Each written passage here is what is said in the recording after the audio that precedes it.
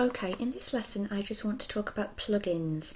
Now here is the plugin section here, and these are the plugins that we've already set up, but I want to show you the plugins that I like to use to help sort of security and give some more functionality to your website. So first of all, I like to add in something to help with SEO, which is called SEO Yoast. So I'm going to type that in and then wait for that to come up, and there it is. Okay, so I'm just going to do install now and then OK. You can see that there's so many there that have SEO functionality, but I like to use this one. It's one of the most popular ones, and I'll show you how to use it when we go on to talk about SEO and creating posts later. Okay, so I'm just going to put do not allow tracking, but you can allow tracking if you like. Okay, now the other one that I'm going to add is a security plugin, and the one that I like to use is WordPress. So I'm just going to type in WordPress security. Okay, and this just keeps your website that little bit more secure. Okay, so I'm just going to install that now and wait for that to come up, and then activate plugin there. I'm just going to close this pop-up that keeps coming up. Okay, and there we go. So that's been installed as well there. Okay, and the other thing that I like to install is Google Analytics. Now I will go through this in a separate section, but basically there's no point in having a website if you're not going to analyse what happens with it, how many visitors you get, the most popular pages, where they're clicking and so on. So you can see there's quite a few different ones here, but I like this one here, Google Analytics Dashboard for WP. So I'm going to install that now, and as you can see with plugins, it's very easy to install them.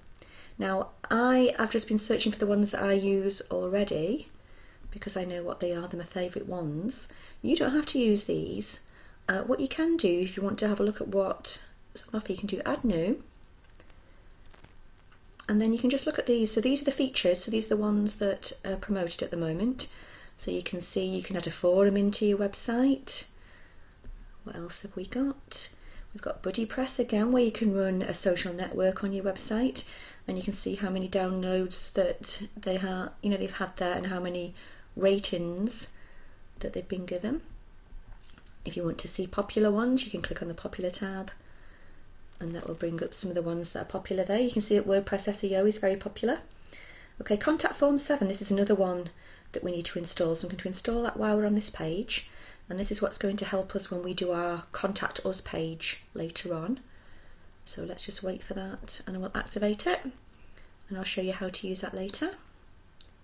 Okay, and we'll go back to the Add New, and we'll have a look at the other tabs that are available. So you've got Recommended.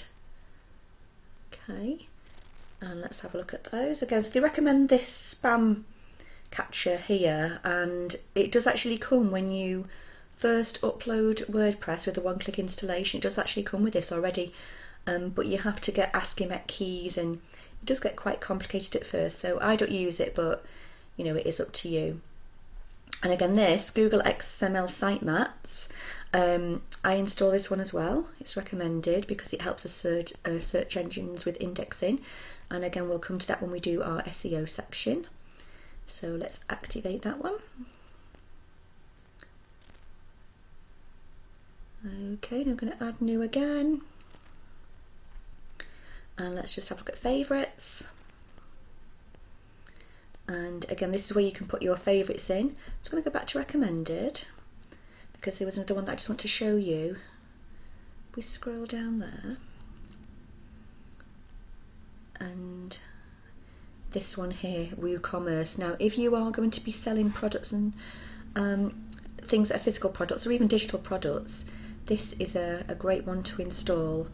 Okay, because it helps give you functionality to help you with shopping carts and everything, but we won't look at that now because that's something that's outside the scope of this course.